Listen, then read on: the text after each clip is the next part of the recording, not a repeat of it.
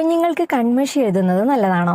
പലപ്പോഴും കൺമഷി എന്തിനാ എഴുതണേന്ന് ചോദിച്ച വീട്ടുകാർ പറയാ കണ്ണ് തട്ടാതിരിക്കാൻ, അല്ലെങ്കിൽ കണ്ണിന്റെ വലിപ്പം കൂടാൻ വേണ്ടിയിട്ട്, അല്ലെങ്കിൽ പുരികം വളരാൻ വേണ്ടിയിട്ട് എന്നൊക്കെയാണ്. ഇതിലെന്തെങ്കിലും സയന്റിഫിക് ബേസിസ് ഉണ്ടോ? ഇല്ല. കുഞ്ഞുങ്ങളുടെ കണ്ണും പുരികവും എങ്ങനെയായിരിക്കണം എന്നുള്ളത് ജനറ്റിക്കലി ഡിറ്റർമിൻഡ് ആണ്. കൺമഷി ഉപയോഗിച്ചതുകൊണ്ട് അതിൽ മാറ്റമൊന്നും സംഭവിക്കാൻ പോകുന്നില്ല. അപ്പൊ ഈ കൺമഷി ഉപയോഗിച്ചതുകൊണ്ട് എന്തെങ്കിലും ദോഷം ഉണ്ടാവുമോ? ഈ പുറത്തുനിന്ന് വാങ്ങുന്ന കൺമഷിയിലൊക്കെ ലെഡിന്റെ അംശമുണ്ട്. ഈ ലെഡ് ടോക്സിക് ആയിട്ടുള്ള ഒരു സാധനമാണ്. ഇനി ലെഡ് ഇല്ലാത്ത കൺമഷി വാങ്ങുകയാണ്, അല്ലെങ്കിൽ ഹോം മെയ്ഡ് കൺമഷി ആണെങ്കിലും അതിൽ കാർബൺ പാർട്ടിക്കിൾസ് ഉണ്ട്. അതും നമ്മുടെ കുഞ്ഞിന് നല്ലതല്ല.